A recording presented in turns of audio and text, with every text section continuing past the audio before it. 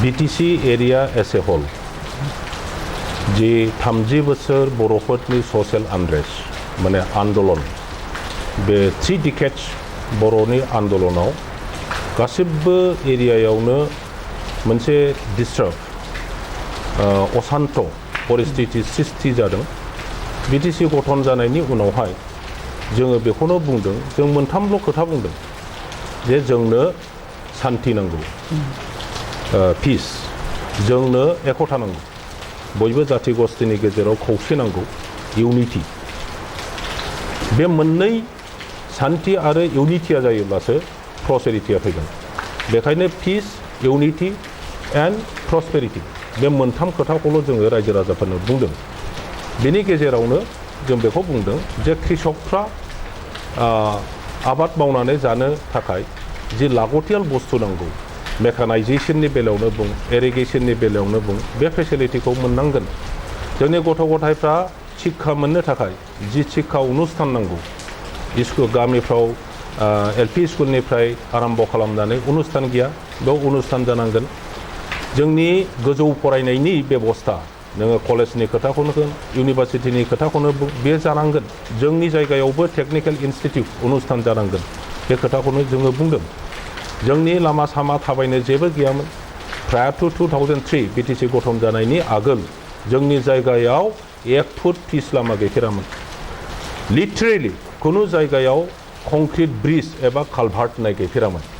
दा बेखायनो जोङो बुंदों जोंनि मानसिफ्राबो गुबुन जायगानि मानसिफोरबायदि गारि सालायजाथावथाव, साइकेल सालायजाथावथाव गामिनि लामायाबो जानांगोन, दालां जानांगोन, कालभार्ट जानांगोन। जोङो बुंदों जोंनि जायगाया 40% अफ टोटल BTC एरिया बे जाहैबाय फरेस्ट एरिया। दिनै सारा पृथिबियाव एनभायरनमेन्टआ मोनसे गिदिरथार इस्यु फैदों। दा बे एनभायरनमेन्टखौ मोजां लाखिनोब्ला फरेस्ट एरियाखौ जोङो मोजाङै प्रिजार्भ खालामनांगोन। बेवहाय जेसेबां जिब जन्तु दङ बेखौ जोङो मोजाङै लाखिनानै सारा वर्ल्ड कमिउनिटि पृथिबियाव बेखौ जोङो खोन्थानो हानांगोन जे जोङो बर' जाथि हिसाबै बा BTC बाखि हिसाबै जोंबो जिब जन्तुखौ मोजां मोनो, हाग्राखौ जोङो मोजाङै लाखियो, जोंनि एनभायरनमेन्टआ थिगैनो दङ। आरो बेखौनो बेस खालामनानै जोंनि बड'लेण्डआव टुरिजम डेभेलपमेन्ट खालामनांगौनि बा खालामनो हानायनि जि पटेनसियेलिटि दं, बे खोथाखौनो जोङो बुंबोबाय थादों। दिनै 15 बोसोरनि गेजेरावहाय जोङो मा मावखो मा मावदिया बेखौ जोङो बिजिरनानै नायफिननो हायो। आं दहायनो बुंदों जे जोंनि जायगायाव खुनु लामा मोनसे मोजां गैयामोन, पिच लामा गैफेरामोन, कालभार्ट गैफेरामोन, ब्रिज गैफेरामोन। दिनै बुंनो थाङोब्ला समग्र BTC ओनसोलाव जि मेइन लामा दङ, मेइन लामा जायफोरखौहाय मोनसे एरियानि लाइफलाइन, बे लामाफोरखौ जोङो दिनै मेरामतिल' नङा गोदान बानायजोबनानै मोजां खालामनो हाबाय। आरो जि फिडार रड गामियाव थांनाय बेफोरनि लामाफोरखौबो अबस्थाफोरखौ जोङो दिनै मोजाङै खालामनो हादों होननानै आं क्लेम खालामनो लुबैयो। मानोना बै समाव थाबायनायानो उसुबिदामोन, खिन्थु दिनै मोनफ्रोमबो गामियाव लिटारेलि आं बुंगोन मोनफ्रोमबो गामियाव दिनै मानसिफ्रा जोंखौ जायफ्रा बखियो जेबो मावाखै होननानै बिथांमोनहाबो बलेर' स्करपिय' लानानै हाबनो हागासिनो दं बा हाबगासिनो दङ। जोंनि कृषकफ्रा दिनैहाय मा मोनदों मोनाखै बेखौ एसे फोथाराव थांब्लानो बा रायजो राजाफोरजों रायज्लायब्लानो नुनो मोनगोन। जोंनाव BTC जेब्ला गठन जायो गासैहाय 6थाल' ट्रेक्टर दंमोन। आं रिपिट खालामनो लुबैदों 6था ट्रेक्टर दंमोन। आरो बे 6था ट्रेक्टरा खुनु रायजो राजानि नङामोन, बे गासिबो बे साहा बागानियाफोरनिमोन। साहा बागान, जोंनि क'क्राझार सेरावहाय 2 साहा बागान, बेनिफ्राय अदालगुरियाव, बाक्सायाव जि साहा बागानफोर दङ बे बिगुमाफोरनिसो साहा बागानमोन साहा रोगानो थाखाय। खिन्थु दिनै फैयै फैयै 15 बोसोरनि गेजेराव दुब्लियाव हालेवनो थाखाय पावार टिलार आरो ट्रेक्टर हिसाबै जोङो 3000निबो बारा ट्रेक्टर जोङो कृषकफोरनो राननानै होनो हादों। बेनि दारैहाय जि मोसौजों एवनायनि बेबस्थामोन, मोसौजों एवनायनिफ्राय बहु गुन दिनैहाय थाबै एवनो हादों। बेखायनो बोथोरावनो माइ गायनो हानाय, आबाद खालामनो हानाय बे सुबिदाया दिनै फैदों। जोंनि जायगायाव मोनसेबो इरिगेसन गैफेरामोन। जि इरिगेसन दंमोन सुख्लाय इरिगेसन, साम्फा इरिगेसन, जोंनि अदालगुरिनि जि इरिगेसन बिसोरो गासैबो इनकमप्लिटमोन। ड्रप मोनसेबो दै कृषि फोथाराव लांनो हानाय जायाखैमोन। BTC गठन जानायनि उनावहाय लङा इरिगेसननिफ्राय आरम्भ खालामनाय साम्फा इरिगेसन, सुख्लाय इरिगेसन, पहुमारा, रुपहि गासैबो इरिगेसनफोरखौ जोङो रिपेयार खालामजोबदों। बेनि बादैबो 472 फिसा इरिगेशन सिस्टेम बानायनानै टोटल BTC आव दिनैहाय 65 to 70% जि कृषि फोथार दङ हा दङ बे हायाव दै होनो हानायनि बेबस्था जों दिनै खालामदों मावनांगौ गोबां दङ माखासेयाव इरिगेशन खालामथावथाव जायगा गैया आरो माखासेयाव गोदान हाग्रा सिफायनानै दिनै मानसिफ्रा माने गामि बारायगासिनो दङ बेफोर एरियायावबो इरिगेशननि जि फेसिलिटि होनांगौ बेफोर खामानिया मावनांगौ जानानै दं जोंनि BTC एरियायाव कयेकथा टाउन सहरनि बादै गामि ओनसोलाव खुनु गामियाव इलेक्ट्रिसिटि गैयामोन आरो बे जोबोद गिदिर मोनसे समस्यामोन दिनै समग्र बड'लेण्डनि जेसेबां गामि दङ लास्ट 5 इयार्सआव जोङो दिनै रात्रि खामानि मावनानै डिपार्टमेन्ट सरकार BTC जों गासिबो पार्टीनि BPFनि पार्टीनि मानसिफ्रा जेरैबायदि खस्थ' खालामनानै खामानि मावदों मोनफ्रोमबो गामियाव दिनैहाय कारेन्ट हैनो हानाय अबस्थायाव फैदों जोंनि स्कुल कलेजनि अबस्थाया जोबोद गाज्रिमोन गामियाव स्कुल LP स्कुलनि ME स्कुलफोरनि अबस्थाया ओरैबायदि अबस्थायाव दंमोन अखा हायोब्ला अखा सेरो सान्दुं दुङोब्ला सान्दुं नाङो बेन्च डेस्क अबस्था गैयामोन इन्जुर बायला जिला खिरखि बायला जिलामोन दिनै बे 15 बोसोराव अलमोस्ट मोनफ्रोमबो स्कुलफोरखौ मेरामति खालामनानै मोजां मोनसे सेभआव लाबोनो हादों जि एसे फुजि दङ एडुकेशन डिपार्टमेन्टआव आरो पार्सनेलि आं बे डिपार्टमेन्टखौ नायो हिसाबै बाउन्डारि वालनि प्रयोजन जादों खुनु स्कुलाव मोनसेबो आं बुंफिननो खुनु मोनसे स्कुल कलेजाव बाउन्डारि गैफेरामोन दिनै बे 15 बोसोरावहाय गोबांथार LP school ME school high school college university बेखौ जोङो बाउन्डारि वाल होनाया अलमोस्ट 50% सिम जों आगाननो हाबाय एनादार जि 50% स्कुलाव जि बाउन्डारि होनांगौ दङ बेखौ नेक्स्ट 10 बोसोरनि गेजेरावहाय कमप्लिट खालामनायनि मोनसे प्लेनिं लानानै जुदि मावलाङो अब्ला 10 बोसोरावहाय एडुकेशन इन्स्टिट्यूशन्स जि एक्जिस्टिं दं बेखौ मोनसे बेसिक निड्सखौ प्रोवाइड खालामनो हाबाय होननानै जोङो क्लेम खालामनो हागोन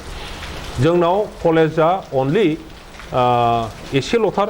प्रभिन्सियेलाइज कलेज दंमोन किन्तु BTC जानायनि उनावहाय UGC जों जेरैबायदि नारा-नाथा जुजिनानै खावलायनानै भारत सरकारनि होम मिनिस्ट्रि प्राइम मिनिस्टार अफिसनिफ्राय जोङो मोजां सम्पर्क लाखिनानै जि खामानि मावदों बेनि दारैहाय 21टा गोदान कलेजफोरखौ जोङो प्रभिन्सियेलाइज खालामनो हादों आरो बे प्रसेसनि दारैसो जोंनि क'क्राझार साइन्स कलेज जोंनि Kokrajhar girls college Kokrajhar commerce college बायदिसिना गासिबो बे कलेजफोरा प्रभिन्सियेलाइज जानानै दिनै सास्टेनेबल जादों माखासे माने कलेजफोर दङ जायफ्रा दासिमबो UGCनि खुनु धरननि ग्रेन्ट्स बा सापर्ट मोनाखै बिसोरनि थाखाय 12B स्टेटास लाबोबावनायनि जि खोथा दंमोन बेखौबो जोङो माखासे माने कलेजनि 12B स्टेटास जोङो लाबोनो हाबाय बेनि बादै जि बर' आन्दलनाव इउनिभार्सिटि नांगौ होननानै बुंदों बे इउनिभार्सिटिखौ बर'फ्रा विभिन्न समावहाय सेन्ट्रेल इउनिभार्सिटिनि खोथा बुंबोदों किन्तु जों नायदों सेन्ट्रेल इउनिभार्सिटि गायसननाया एफा इजि नङामोन बेखायनो जि गुवाहाटी केम्पास क'क्राझाराव दङमोन गुवाहाटी इउनिभार्सिटिनि बेखौनो फुल फ्लेजेड बडलेण्ड इउनिभार्सिटि जों दिनै स्थापन खालामनो हादों आरो बेनिफ्राय टेक्निकेल इन्स्टिटिउट हिसाबै जोङो central institute of technology Kokrajhar बेयो दिनैहाय सारा नेसनावनो सारा भारतआवनो मोनसे रेपुटेड इन्स्टिटिउट टेक्निकेल इन्स्टिटिउट जानानै फैदों आरो बेखायनो भारत सरकारा UGCआ बे इन्स्टिटिउटनो दिनै डीम टु बी इउनिभार्सिटि खालामनानै होदों बेनि बादैबो जाहा बिरिसर ब्रह्म इन्जिनियारिं कलेज क'क्राझाराव गायसनदों आरो उदालगुरियाव मोनसे इन्जिनियारिं कलेज गायसननायनि थाबैनो गायसननायनि अलरेडि प्रसेसा जाबाय क'क्राझाराव आरोबाव गंसे मेडिकेल कलेज आरो नार्सिं कलेज बानायनायनि अलरेडि खामानिया जाबाय बिल्डिं कनस्ट्राक्शना जागासिनो दङ इन फुल सुइं बेनिफ्राय ककिलाबारियाव एग्रिकालचार कलेज बानायनायनि ज'जाया जागासिनो दङ आरो ककिलाबारियावनो मोनसे इन्स्टिटिउट अफ एडभान्स साइन्स खुलिनायनि बेबस्था गासिबो जागासिनो दङ बेनि थाखाय अलमोस्ट जोङो 2000 बिघा हा एलटमेन्ट अलरेडि जोङो खालामबाय आरो बेबायदिनो गोबां जोंनि फरेस्ट एनभायरनमेन्टखौ नायनो थाखाय काजलगावआव मोनसे फरेस्ट कलेज स्कुल अफ फरेस्ट्रि बानायनायनि अलरेडि हाखौ जोङो एलटमेन्ट खालामबाय भेटेनारि जोंनाव जिहेतु लाइफ स्टक जोंनाव दङ जोंनि मानसिफ्रा अमा फिसिनानै जायो दाउ फिसिनानै जायो मोसौजों जोङो हालेवो बेनि बादैबो जिब जन्तु जोंनि हाग्रायाव दासिमबो एन्डेन्जार्ड स्पेसिसफोर दङ बेनि थाखाय देहा फाहामग्रा जोंनो मोनसे अनुस्थान नांगौ बे हिसाबै जोङो भेटेनारि कलेज बेखौ बानायनायनि जों दा जजा खालामगासिनो दङ इतिमध्ये जोङो मानास नेशनेल पार्कआव बे इनस्टिट्यूटखौ डिपार्टमेन्टनि दारैनो माखासे माने डक्टर लगायनानै बेवहाय treatment centre only for the animals बेखौ जोङो खालामदों दासिमबो मानसिफोर फार्म खालामनाय जि लाइफ स्टक दङ बेफ्राव जोङो बे सार्भिसखौ होथ'नो हायाखै बेनि बादैबो जोंनि बिटिसि एरियायाव जि मोनसे परिबर्तन बे परिबर्तनखौ जोङो 2003 सननि आगोलाव जेरैबायदिमोन जों जथेस्थ' लाबोनो हादों खुलुमबाय आं एक नं थुक्राझार गामिनि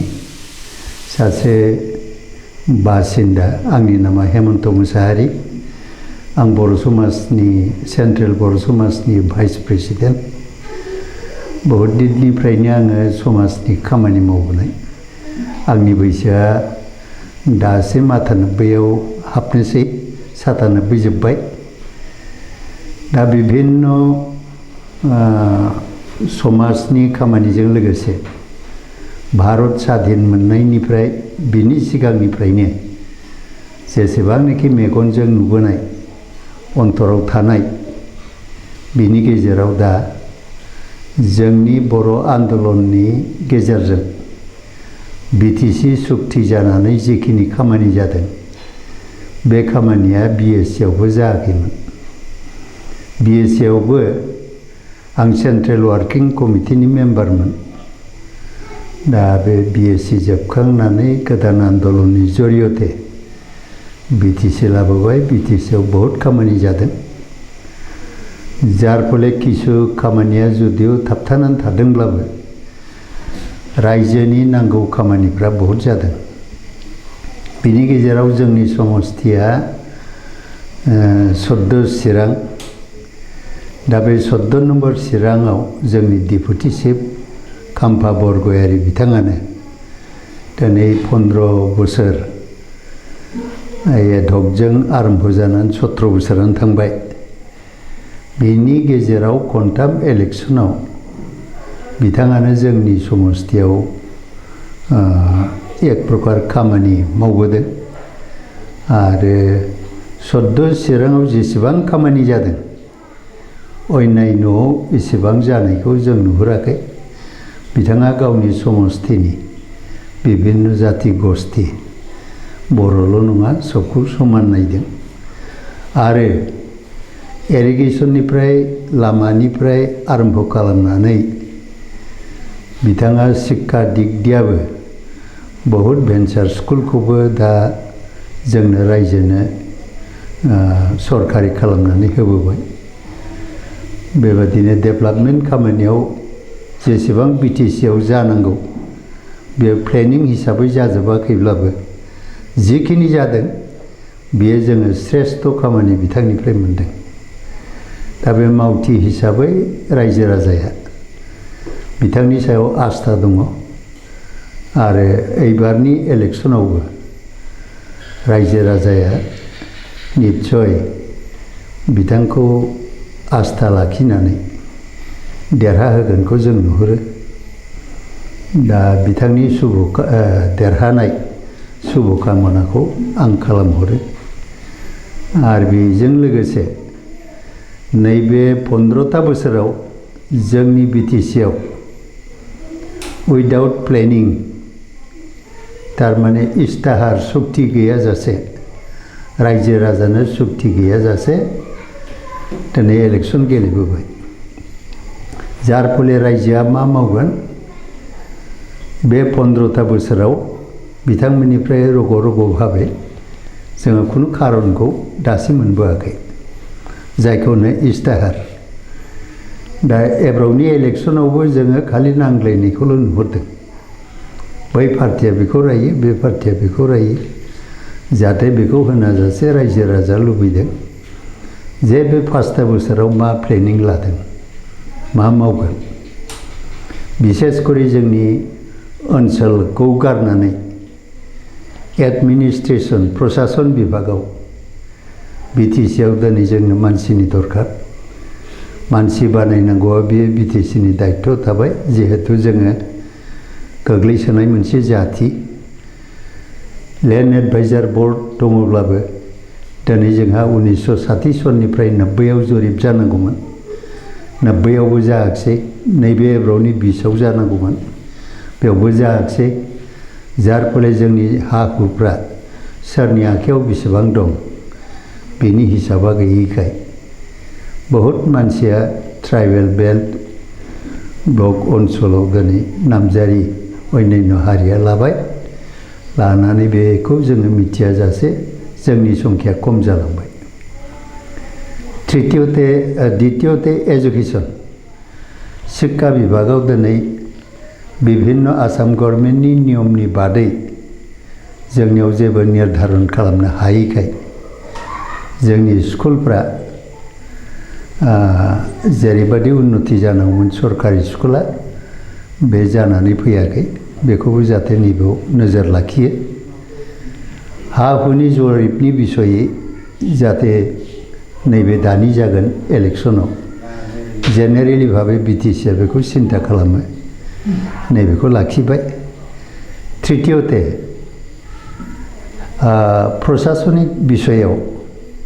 सेक्रेटारियेट लेभेलाव जाहाथे परिवर्तन फैयो दा जि कार्यकलापजों बिटिसिखौ सालायदों बेनिख्रुइ जाहाथे उन्नत धरननि परिवर्तन लाबोनानै माखासे भ्रष्टाचारि रायजो राजा जिखौ बुंदों बे जिनिसनिफ्राय बारग'होनानै मोजाङै बिटिसिआव परिचालना खालामनायनि नीतिखौ जाहाथे खुलुमबाय आंनि मुङा जाहैबाय मुस्रि महेन्द्र नार्जारी आङो बे सान्थिफुर हालामनिनो सासे बयसस्थ मानसि आरो आंनि बेकग्राउन्डखौ आंनो बुंनो थाङोब्ला आंनि बे सान्थिफुर गोजौ फरायसालियाव पास जानानै शिलंआव फरायहैनानै कलेजाव ग्रेजुवेसन लानानै आं बेयावनो सान्थिफुर एमइ स्कुलनि गाहाय फोरोंगिरि हिसाबै आं एपइन्टमेन्ट मोन्दों आरो बेयावनो 37 इयार्स आं बेयाव हेडमास्टार हिसाबै मावदों दा बर्थमान रिटायार्ड जानानैब्लाबो आङो जोंनि रुनिकाटा सान्थिफुर समबाय समितिनिनो आं सासे चेयारमेन हिसाबै आं सोलिनानै दं बोसोरनै जाबाय दा बेखिनियानो आंनि परिचय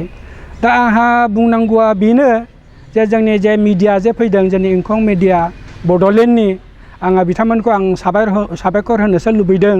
आरो बे मिडियानि दारै आं बेखौ रायजो राजानाव मोनसे प्रसार बा फोसावनो लुबैदों जे जोंनि बे हालामा मा अबस्थामोन दा जोङो मा अबस्थायाव दं आं बेखौ आं गिबियावनो बुंदों आं सासे बयसस्थ मानसि आङो गासिबो गुदि खिथा मिथिजोबगौ गोदो जोंनि सान्थिफुर हालामा ओरैबायदि बेकवार्डमोन लामा सामा जेबो गैयामोन बा दंग' बान्दो बा एकदम ओरैबायदि नेहादमोन बेखौ कल्पनाखौनो जों खालामनो हायामोन आरोखि दा जोंना भाग्यआ मोजां जेब्लानाखि बिटिसि इलेक्सन जानानै सुक्तियाव फैयो बिटिसिआ रायजो खुङो बे 15 इयार्सनि गेजेराव जों नुबोनो मोनबाय जे दब खुनु कल्पना खालामनो हायो जों उन्नति खालामनो माने बिटिसि सरकारा बा जोंनि डिपुटि चिफ मुस्रि खाम्फा बरगयारिनि दैदेननायाव बे एरियाखौ ओरैबायदि नोजोर होदों जे नोजोर होयै अबाव मा दं अबाव मा गैया बेखौ नायनानै दा माने गासिबो डेभेलप खालामगासिनो दं आरो ओरैबायदि डेभेलप खालामदों सारा एरियायावनो माने बेखौ माने जायनाखि जोंनि हालामाव फैगोन एरियायाव फैगोन बा मिथिनो मोनगोन जे थारैनो डेभेलपमेन्ट जामारदों गुबुन माने जोंनि अपोजिसन पार्टिया जे जोंखौ बुंदों जे जेबो जायाखै जेबो मावाखै होननानै बिथांमोना फै आरो नायफै आरो बिसोर बेयाव थानानैबो जे जायाखै मावाखै जे बेखौ बुंगासिनो दं बे बिसोरनि नेहाद माने बुंनायसो बियो खिन्थु माने जाया आरोखि बियो दा जोङो थारैनो मावनांगौ हाबाया माने जोबनानै थाङा दा बिथांमोना बेखौनो होनदों नामा अनेक दंबायो होननानै थारैनो मावनांगौलगिया दं बेखौ जोंहा मोनसे थिरांथा लादों जे जोङो जुदि जोंनि दानि डिपुटि चिफ माने खाम्फा बरगयारिया जुदि आरो बै बिटिसि इलेक्सनाव जुदि देरहानानै फैयोब्ला बा बिनिख्रुइ साबसिन आरो जेखिनि बाखि थालांनाय मावनांगौलगिया हाबा बेखौ माने सारा मावगोन होननानै जोंहा मिजिं दङ आरो मावगोनबो आरो जों बेखौबो बुंनो हायो जे जोङो फिल्ड बेरायनानै सारा एरिया जोंनि माने 14 नं चिरां दुवार्सनि जायगाखौ गिदिंनानै जों नुनो मोनबाय जे थारैनो जोंनि BPF खौ मोजां मोननानै जोंनि रायजो राजा लैहोर लैहोर फैनानै क'पारेसन होगासिनो दं, हेफाजाब होगासिनो दं। आरो बे बाराव BTC इलेक्सनाबो जों आंल' नङा, सारा जोंनि माने बे एरियानि मानसियानो बुंनो हागोन जे जोंनि डिपुटि चिफ खाम्फा बरगयारी सारा 100% माने बिसिबा 1000नि गेजेराव देरहागोन आरो बिथाङा BPF दाखांनायनि उनाव डिपुटि चिफ जानानैबो जाफिनगोन आरो जागोन, जाखांनायनि उनाव जोंनि मावनांगौ हाबाखौ मावबावगोन बा मावलांगोन होननानै आं मिजिंथियो आरोखि। खुलुमबाय, आंनि मुङा सचिन नार्जारी। आङो बे सान्तिपुर गोजौ फरायसालिनि सासे साइन्स टिचारमोन। थांनाय 2017आव 17आव आङो रिटायार्ड जादों। दा आङो बे जोंनि बे दानि जि थासारि इलेक्सननि, बे इलेक्सननि थासारियाव आङो खाम्फा बरगयारीनि जि BPF दोलो, बे BPF दोलोजोंनो आङो दङ। मानोना आङो बे जोंनि जि बर'फोरनि जि सुक्ति, गिबियाव जोंहा 1993आव जोंहा BSC एकर्ड जालांदों। बिनि उनाव जोंहा 2003आव जोंहा BTC माबा जादों। बिनि आगोल जोंहा मोनसे दुलाराय बर' फरायसा आफादनि जोंहा बड'फा उपेन्द्रनाथ ब्रह्मनि जि आलादा रायजोनि जि सोमावसारनाय, बेवहाय जोङो मैखोम बाहागो लानाय। बै समाव जोङो दुलाराय बर' फरायसा आफादनि जि सोमावसारनाय बड'लेण्ड आलादा रायजो नांगौ होननानै बेवहाय आङो सिडलिस्रां आन्सलिक BPSCनि आङो कनभेनरमोन, चिफ कनभेनर। गतिके आङो बै समनिफ्रायनो आङो माखासे खोथाखौ आं सिन्था खालामबोदों। सिन्था खालामनानै दिनैनि जि बिटिआर सुक्ति, बेखौ आं दिनै सोमोनांदों। मानोना बे बड'लेण्डनि जि जोंहा सिमां नुनाय, जोंहा बड'फा उपेन्द्रनाथ ब्रह्मनि दैदेननायाव जि हुरलुं हुथुं मोनसे गिख्रंथाव मोनसे बड'लेण्ड सोमावसारनाय जालांदोंमोन, बेवहाय जोङो मैखोम भाबैनो जोङो बाहागो लानाय मानसि। बिनिखायनो जोङो मिजिं थिदोंमोन जे एबसुआ मोजां खामानिखौ मावगोन। दिनै खिन्थु जि सुक्ति मावदों, दा बेवहाय आङो सोमोनांदोंसो जे दिनै जोंनि बर' रायजो राजाफ्रा माखौ नुनानै माबाजों प्रमद बर'खौ मानो बेबादि आमथा आमथा जादों, बेजों आं बेखौ बुजिनो मोनाखै। आंनि नुनायावबा प्रमद बर'आ सासे असमियानि सासे दालाल। मानोना बे दालाल हिसाबैसो खामानि मावगासिनो दङ। मानोना बिथांनि जि बिटिआर सुक्ति, बे बिटिआर सुक्तियाव मोनसे खोथाखौनो आंबो मिथिरोङामोन। जेब्ला आङो बिसोरनि जि मेमरेन्डाम अफ एग्रिमेन्ट, बेखौ आं जेब्ला फरायनानै मोनो, बेवहाय आं नुदों मा comprehensive and final solution of their problems. थारमाने जोंनि समस्यानो गैला नामा, जों बर' जाथिनि समस्यानो गैला नामा। आरो बेवहाय मोनसे खोथा नुनानै आं बागदा खालामबोदों, जोंनि आलादा रायजो मोननांगौनि जि सिमां, बेवहाय जे किपिं इनटेक्ट दा इन्टिग्रिटि अफ आसाम होननाय दंबावो बेवहाय। बेखौ नुनानै आं गिख्रंथाव जादों। गतिके बिथाङा ओरैबायदि जाहैबाय जे जोंनि बर' रायजो राजानि जोंनि बे समस्त ओनसोलनि जि आलादा रायजोनि सिमां नुनाय, बेखौ बिथाङा खेबस'जोब्बाय। मानोना बाहाय किपिं इनटेक्ट दा इन्टिग्रिटि अफ आसाम होनना बुंनाय दङ। थारमाने आसामखौ आरो बुखावनाय जालिया। गतिके बिथाङा जोंनि जि आलादा रायजोनि खोथा, बेखौ बाहाय जालदाब गारदों। जायनि जुनै जों मा नुदों दा, बे जि एकर्ड जादों 27आव, बिनि आगोल जोंहा बर' संगठननि दैदेननायाव एकदम हुरलुं हुथुं एकदम बिराद राजा लामायाव माबा टायार सावथिदों, माबा सावथिदों। खिन्थु जेब्ला एकर्डआ जाखांबाय, बिनि उनाव सिरि। जुदि गमामायैनो जुदि जोंनि रायजो राजानि जुदि मोजां थाखाय जुदि जायोमोनब्ला निस्सय बर' संगठना मा जागौमोन, बिराद आपत्ति खालामगौमोन, हुरलुं हुथुं जागौमोन। जातिजों जाति दांगा हांगामा खालामनायनि बेबस्थाखौ बिसोर लागौमोन। खिन्थु दिनै मा नुदों मा, बिसोरो सिरि। दा बेनिखायनो आङो बुंनो सानो दे जोंहा जि थाखानाय जि सरकार, बे सरकारा जोंनो जेरैबायदि मावदों, जोंहा बे ओनसोलाव ओरैबायदि गिख्रंथाव मोनसे समस्या जानानै थांबाय जे सावथालजों बर'जों ओरैबायदि बाहाय एकदम थानो हायै अबस्था। बे अबस्थाखौ जोंखौ रैखा खालामनाया एकमात्र जोंखौ बे BPF हान्जायानो जोंखौ रैखा खालामबोदों। BPF हान्जानि आखाइयाव जेब्लानो 2003 सनाव जेब्ला सुक्ति जायो, BTC सुक्ति, बिनि उनाव जोंहा नैबे समस्याया जि बर' सावथाल जि दावराव दांगा हांगामा, बे जिनिसखौ बिथांमोना सान्थियाव लाबोदों। सान्थियाव लाबोखांनायनि उनाव जोंनि बे ओनसोलाव जेराव लामा गैयामोन, दंग' गैयामोन, जेराव स्कुल न' गैयामोन, बेखौ बिथांमोना लासै बेखौ मोनसेनि उनाव मोनसे मावबोदों। दाबो मावगासिनो दङ, मावबावनांगौ। बेनिखायनो आरोबाव जोंनो बे BPF सरकारखौनो जोंनो नांगौ। आरो जोंनो बे दोलोनि नि सासे जोंहा गोख्रों सासे मानोना एकदम गोख्रों दैदेनगिरि जोंहा खाम्फा बरगयारि बिथांखौ जोंनो डेपुटि चिफ हिसाबै जोंनो नांथारबावगौ गतिके जोंनि ओनसोला खुनु माबा गैया बाहाय गुबुन गुबुन जाथि गस्थिफ्राबो सावथाल होन बर' होन नेपालि होन राजबंशी होन सुत्रधर होन बिथांमोना गासिबो ज'यैनो जोंजों खामानि मावफागासिनो दङ गतिके जोङो आसा थिदों बै फैगौ बिसायख'थियाव जोङो बे बिटिसिनि इलेक्सनाव जोङो एकदम मैखोम भाबैनो जोङो एकदम बिराद माबा मा होनो डिफारेन्सआव जोङो खाम्फा बरगयारि बिथांखौ जोङो देरहाहोनो हागोन। खुलुमबाय गिबियावनो आंनि मुङा सन्जय बरगयारि आरो आफादाव बि सामब्राम आङो 17 बेचनि आङो सिगाङाव सारेन्डार जादों आङो बारगदा इनडिबि गिबियावनो आङो आंनि जांख्रिथायारि हामलायनायखौ बयनिसिमबो जासिहरग्रोनाय थाबाय। दा आङो बुंनो सानदों जोङो इनडिबि हिसाबै मानो जोङो बिपिएफखौ सापर्ट खालामखो जोंनि खालामनायनि उद्देश्यआनो जाहैबाय जिहेतु जोङो रन्जन दैमारि साराबो जेलाव थाहैबाय आसा खालामदोंमोन जों सारखौ जेलनिफ्राय उदां खालामनो नाथाय दासिम गैया आङो सानदोंमोन जे सारा बुहुमावनो सुक्ति जानाय जायफोरनाखि सागानगिरि बिथांमोनहा सारा वार्ल्डआवनो जांख्रिथायारिफ्रा बेबादि जेलाव थांफिननाय आं नुवाखै वार्ल्डआव सारा बुहुमावनो दा जोंनि इनडिबिनि रन्जन दैमारि बा गायसनगिरि बिथाङा दा जेलाव दंहैयो बेनि थाखाय आं खोब दुखु मोननायखौ फोरमायबाय। दा जोङो बि डेभेलपमेन्टनि बा जौगाथायनि खामानि मावनो थाखाय जोङो दा बिपिएफ पार्टिजोंनो जोङो इनडिबि फेक्सना जोङो जेरै सारेन्डार इनडिबि आरो रन्जन दैमारि सार फेक्सन आरो सावरायग्रा सारनि आरो डिरेन सारनि जोङो मोनब्रै फेक्सना जों दा बिपिएफ पार्टिजोंनो जोङो सापर्ट खालामबाय आरो जोङो 100% जों सापर्ट खालामबाय आरो 100% जोङो जोंनि दा बे समस्थियाव खाम्फा सारनि समस्थियाव जोङो 100% सारखौनो जों देरहाहोगोन। आंनि नामा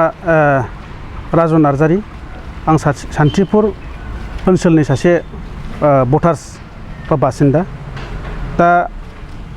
आङो जोंनि समस्थिया जाहैबाय 14 नाम्बार डेपुटि चिफ खाम्फा बरगयारिनि समस्ति दा बे समस्ति हिसाबै बे समस्तिनि सासे भटार्स हिसाबै आं बेखौनो बुंनो नागिरदों जे थांनाय जेलानाखि बिटिसि एकर्ड जायो दा बिनि सिगां मा रोखोममोन दा दिनै बिटिसि एकर्ड जानायनि उनाव मा रोखोम जाखो दा बेखौ आं थर्न बुंनो थाङा गासै रायजो राजा बिथांमोनानो बा रायजो राजाफ्रानो दिनै मेगनजों खोब नुबोबाय थादों आरो नुबोनानै दिनै रायजो राजा बिथांमोना दिनै बिटिसि बा बिपिएफखौ बिटिसि गभर्नमेन्ट सालायनायखौ मोजां मोननानै बिपिएफआवनो दिनै समर्थन होबोबाय थादों। दा दिनै थांनाय समाव जेरैबायदि आनडेभेलपमेन्ट दिनै बिटिसि गभर्नमेन्ट जाखांनायनि उनाव दिनै गोबांथार लामा दालां बान्दो स्लुइस गेट बायदि डेभेलपमेन्ट जानायखौ जों दिनै नुनो मोन्दों। दा दिनै जों बेखौनो बुंनो थाङो दा एबाराव जेरैबाबो खाम्फा बरगयारि सारानो जों देरहासार जागोन आरो देरहासार जागोनखौ जों 100% जों बेखौ बुंनो हायो। मानो बुंनो हायो खारन थांनाय बाराव जेरैबायदि समाव जिहेतु जोंहा नैबे समस्थियाव अना बर' सासे केन्डिडेट दंमोन दा दिनै अना बर'आव थांनाय एमपि इलेक्सनाव जेसेबांनाखि अना बर'नो भटार होदोंमोन बै अना बर'आव होग्रा भटारफ्रा दिनै गासिबो बिपिएफ सरकार आरो बिपिएफनि जेनाखि जोंनि समस्थिनि केन्डिडेट खाम्फा बरगयारि सारनानै दिनै होगोन खारन होनायनि मेन उद्देश्यआनो जाहैबाय बिथांमोना जेनाखि जोंनि समस्थियाव मोनथाम जनजाति माखासे आदार कास्टनि सुबुंफोर दङ जेरै राजबंशी नेपालि आरो आदिबासि दा बिथांमोना दिनै बिथांमोननि जेनाखि गोलाव समनिफ्रायनो नाजाबाय थानाय दिनै हानि पाट्टा बे हानि पाट्टाया दिनै बै समाव जेसेबांनाखि नाजानायनि गेजेरजोंबो दिनै जाफुङाखैमोन खिन्थु दिनै डेपुटि सार नाजानायनि गेजेरजों आरो जोंनि चन्दन ब्रह्म सार WPTनि मिनिस्टार बिथांमोननि नाजानायनि गेजेरजों दिनै बे हानि पाट्टाया दिनै बिथांमोननि जेनाखि नाजानाय बेयो दिनै साक्सेस जादों। दा बेनिखायनो बिथांमोना मोनसे प्रतिश्रुति खालामदों जे फैबाय थानाय इलेक्सनाव जेरैबाबो मोनथाम जनजाति जेरै आदिबासि नेपालि आरो सुत्रधर आरो राजबंशी बिसोरो गासैबो दिनै बिपिएफ सरकारनि दैदेननाय जोंनि जोंनि समाजनि खाम्फा बरगयारि सार बिनिनो बर होनानै देरहासार होगोन होननानै बिथांमोना दिनै प्रतिश्रुति लादों। आरो जोंहा बर' हिसाबै दिनै थांनाय समाव जोंहा माखासे NDFB फेक्सन मोनथाम जेनाखि जोंहा रन्जन दैमारि सारनि फेक्सन आरो धीरेन बर' सारनि फेक्सन आरो सावरायगोरा सारनि फेक्सन बिथांमोना सिगांनि इलेक्सन समाव जिहेतु BPFजों समर्थन होफेराखैमोन खिन्थु देग्लाय फैबाय थानाय इलेक्सनाव बिथांमोना जे मोनसे जानजि खाफ्रादों जे फैबाय थानाय इलेक्सनाव जे गासै रायजो राजा बिथांमोना केम्पेइन खालामनायनि गेजेरजों दिनै मोनसे खोथा होदों जे फैबाय थानाय इलेक्सनाव जोंनि खाम्फा बरगयारि सार डेपुटि चिफ सारनो भटखौ होनांगौ होननानै बिथांमोना माखासे केम्पेइननि गेजेरजों दिनै बुंबाय थादों आरो बिथांमोननि खोथाखौ मान होनानै दिनै रायजो राजाफ्रा लोब जोंनि BPF सरकारखौ फोथायनानै आरो खाम्फा बरगयारिमोननि सारखौ खामानि मावनायखौ आदर्शखौ मोजां मोननानै दिनै लोब मोनफ्रोमबो हारि माहारि जनगोष्ठीफ्रा दिनै खाम्फा सारनो गासैबो भटखौ होजोबगोन बेखौ जों आसा आरो मिजिंथिनो हायो। दा बे समाव जोंहा माखासे डेभेलपमेन्टनि खेथ्रआव जा गोबांथार माखासे डेभेलपमेन्ट हयथ' जाबाय दिनै आद्रा माखासे डेभेलपमेन्ट मावबावनांगौ गोबांथार दंबावो। दा फैबाय थानाय समाव जोंनि BTC सरकारा पुनर्बाव आरोबाव माने सरकार दाफिननानै आरो नैबे माखासे आद्राफोर थानाय खामानिफोरखौ आरो मावलांगोन आरो बे 100% मावलांगोनखौ जों रोखा बुंनो हायो। खारन जोंहा माखासे समाव जिहेतु जोंहा फिसा फिसौ जेरैबायदि माखासे खामानि मावनांगौ दंमोन दिनै बेयो माखासे समाव सुफुंजोबनो हायाखै। दा बे सुफुङैफोरखौनो बा मावजोबनो हायैफोरखौनो फैबाय थानाय समाव गासै हारि माहारि जाथि जनगोष्ठीया ज' जानायनि गेजेरजों देरहासार खालामनानै नैबे फैबाय थानाय समाव माने आद्रा थानाय खामानिखौ मावफुंजोबगोन बेखिनिखौ जों मिजिंथिनो हायो। आरो जों साधारन सुबुं हिसाबै जों गासै ओनसोलखौनो दिनैनि पिक्सारखौ जों नुनानै जों बुंनो हायो जिहेतु जोंहा फैबाय थानाय समाव गासै हारि माहारि बासियालासेनो आरो बर' सम्प्रदायनिफ्रायबो गासै फैबाय थानाय समाव डेपुटि सारनोनो नैबे 14 नाम्बार चिरां दुवार समस्तियाव गासैबो लोब फैनानै खाम्फा सारखौनो देरहागोन होननानै दिनै जानजि खाफ्रादों होननानै जों बयखौबो जों बुंनो हायो आरो जों मिजिंथिनो हायो। आरो बे साफ्रोमबो दिनै जानजि खाफ्रानायखौ जों नुनो मोननानै जों दिनै बेखौनो बुंनो हायो आरो जोंहा डेपुटि चिफ सारा थांनाय बाराव जेरैबायदि भटआव देरहादोंमोन ओइबाराव खिन्थु बांसिन भट मोनगोन आरो मोननानै देरहागोन जों बेखौ खाथां बुंनो हायो। आंनि नामा गौरीशंकर ब्रह्म आं बे हाथिसारनिनो दानि जितु इलेक्सन जानो नागिरदों बे इलेक्सनाव जोङो जोंनि खाम्फा सारखौनो जों देरहानायनि टारगेट लादों। मानो होनबा बे सारानो जोंनि बे हाथिसार गासैबो ओनसोलखौ उन्नति खालामबाय। सिगाङाव जेबो गैयामोन। खाम्फा सारा दैनिफ्राय लानानै कारेन्ट लामा आरो हाखौबो जोंनि बे हाथिसाराव बयनोबो होनायलाय जों दा बे सारखौनो देरहाहोनायनि जोङो रायजो राजाफ्रा टारगेट लादों आरो। आंनि नामा बैजयन्ति बसुमतारी। आङो बे हाथिसाराव दिनै गोबांथार बेबायदि अभाब अभिजग नुनायनिफ्राय दिनै सान्थियाव आङो रायजो राजा बयखौबो सान्थियाव फैनायखौ नुदों। दिनै जोङो खाम्फा सार बरगयारिया जोंखौ बेबायदि अननायजों जोङो दिनै दै गैयामोन फार्स्ट टाइम जोंहा दै गैयामोन। जोङो भुटानाव थांनानै बेबायदि जोङो दै जारखिन लानानै आथोना खुरि बायनानै लायनांगौमोन। बे आथोना खुरि बायनानै लायनायाबो जोङो फायखानानिफ्रायसो लाबोनांगौमोन। ओमफ्राय जोंहा बिदि लोंनायनि सुबिदा गैयामोन। जोङो बेबायदि खस्थ'नि गेजेरजों दङमोन। सारा जोंखौ ओरैबायदि अननायजों जोंनि बे हाथिसाराव ओरैबायदि मिलि जुलि अनलायनाय खालामनानै होनानै बेबायदि जोंनो सान्थिखौ लाबोबाय। जोङो फार्स्ट टाइम जोङो बेबायदि फिसा लानानै दैफ्राव जि सुहैनांगौमोन बानानै थोरसि लथाफोरखौबो मनायाव लानानै जोङो दै बिमायाव सुहैनांगौमोन। जोंनो बानानै लाबोनाय दैया थोआमोन। जोंनि हौवाफ्रा बेबायदि हाजिरा मुजिरा मावनाय टाइमाव जोङो बेबायदि बानानै खस्थ' मोनोमोन। बेनिखायनो जोङो दा फार्स्ट टाइमाव दैयानो जोंनि थाखाय सन्थुष्ट'। आरो सारा बे दैखौल' होनानै थायाखै। बेबायदि खस्थ'नि गेजेरजों जोंहा कारेन्ट मोननो गैयामोन। जोंनो कारेन्ट मोननो गैयैखौनो बोरै सारा अननानै जोंखौ अननानै बेबायदि कारेन्ट स्रां होफैबाय। आरो कारेन्टआ मोनथावथावबो नंखायामोन। सारनि अननायाव जों कारेन्ट सुनानै थानो मोनबाय सोरबा गरिब दुखसि बेबायदि केरासिन बायनो हायाबाबो जों दा कारेन्टनि सिङाव दंगासिनो दं स्रांखौ मोन्दों आरो बेबायदि जोंनाव खना खनला लामा जोंहा बेबायदि उन्नति जाबोदों बबावबा दंग' बायनाय बबावबा प्रटेकसन होनांगौ नै बेफोरबो जोंनो थाखाय सारा हरबाय थादों बेबायदि आरो जोंहा हा जोंनि हाया मोनथावथाव नङामोन दिनै मोनथावथाव नङाब्लाबो सारा इसिबां अननायजों जोंनो बेबायदि हाखौ होबाय जोङो बै समावब्ला जों ओरैबायदिमोन दिनैबो फरेस्ट फैगोन एभिएसन खालामफैगोन गाबोनबो एभिएसन खालामफैगोन होननानै जों माखासे समाव थफ्ला जुनानै जोङो रेडि थानो गोनां जायोमोन बेफोरबायदि आरोखि ओमफ्राय दा जोंनो बेबायदि हाखौबो होबायखाय जों सारखौनो जों नैबे फैगौ इलेक्सनावबो देरहागोन आरो जों मालाबाबो जों सारनि एगेन्स्ट जानो हाया आरो सारनि जों साखाथियावबो जों साखाथियाव नांनानै थानायखौ जों बावनो हानाय नङा जोंनो बेबायदि हाथिसार हिसाबै सोरबा थैनायाव बेफोरबायदि सहाय खालामहरो सोरनिबा जब्रा जमथायाव थाङो मेट्रिक पास जायो मेट्रिक पास जाबा जोंनि बिमाफ्रा जोंखौ बुङो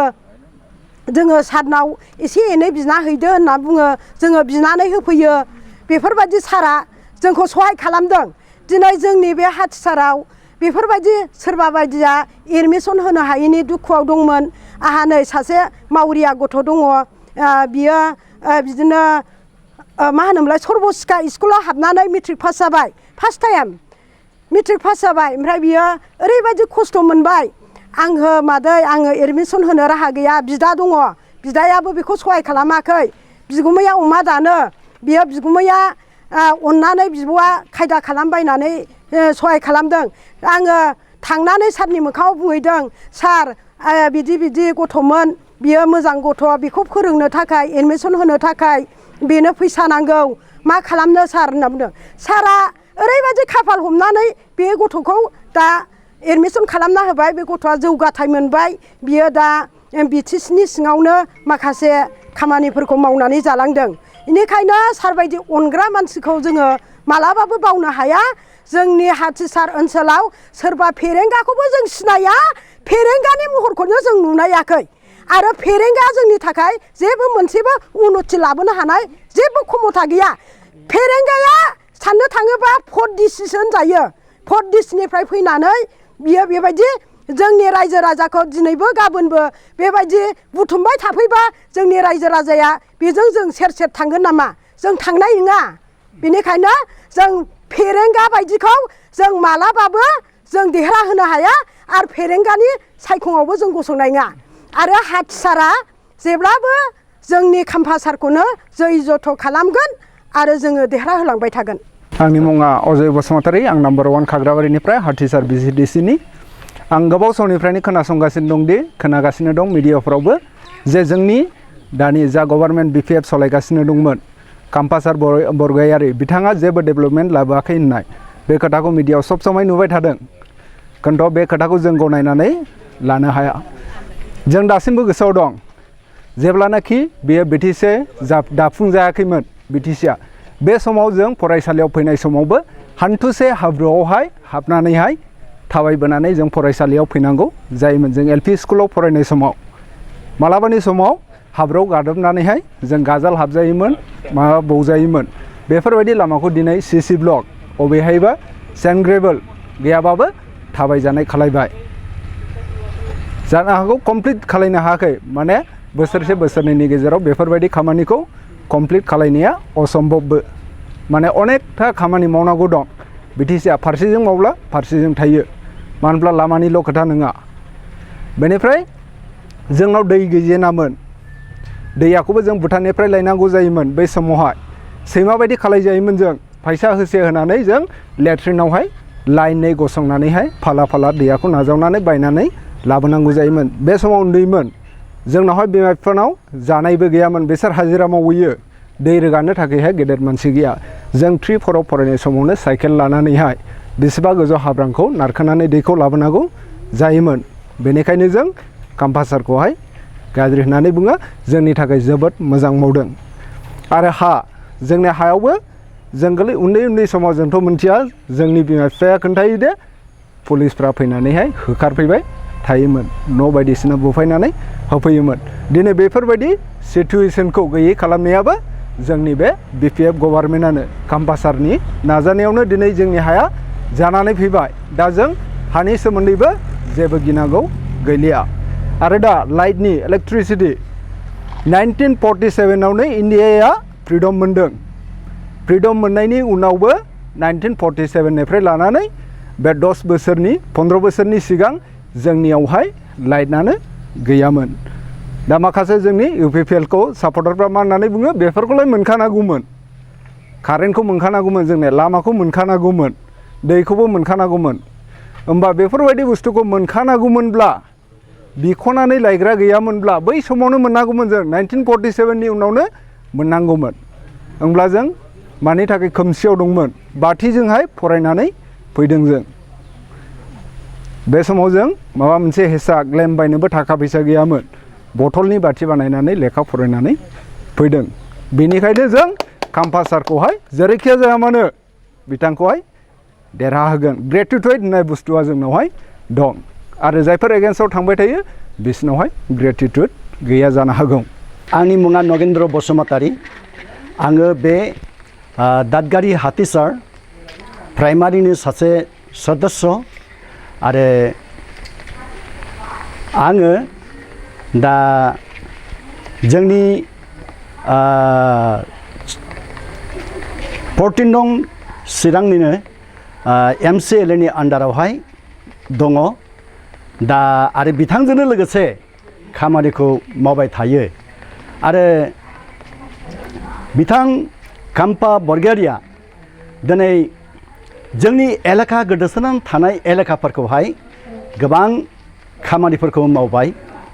जोंनि बे एलेखाफोरावहाय लामा गैयामोन नम्बर 1 लामानि परिस्थितिखौहाय दा लामाखौहाय गोबां खामानि मावबाय आरो बिजों लोगोसे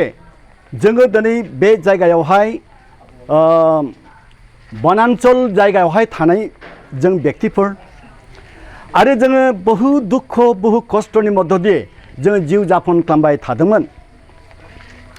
जोंनाव जानाय लोंनायनि कुनु अस्तित्व गैयामोन